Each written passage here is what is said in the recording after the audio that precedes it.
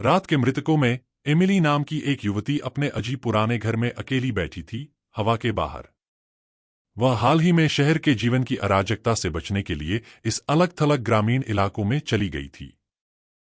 थोड़ा उसे पता था, कुछ बदतर उसे यहां इंतजार कर रहा था। एमिली हमेशा बंद अटारी दरवाजे के बारे में उत्सुक थी। आज रात जिज्ञासा उसे बेहतर मिला। वह एक पुराने दराज में छिपी हुई चाबी को पाया और धीरे धीरे संकीर्ण, धूल भरी सीढ़ी पर चढ़ गया। दरवाजा खुला हो गया, एक अंधेरे, मस्ती रूम से भरा हुआ, जो कोबवे से भरा हुआ था और यादों को भूल गया। कोने में उसने एक बूढ़े, टूटे हुए दर्पण को ग्रिम में ढका हुआ देखा।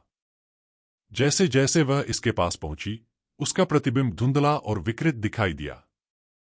उसने अपनी आस्तीन से दर्पण को साफ किया और जब उसने इसे देखा, उसके प्रतिबिंब के पीछे एक छायादार आकृति थी, उसकी आंखें एक भयावह लाल चमक रही थीं।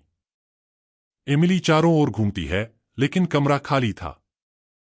दिल पाउंडिंग, उसने वापस आईने में देखा।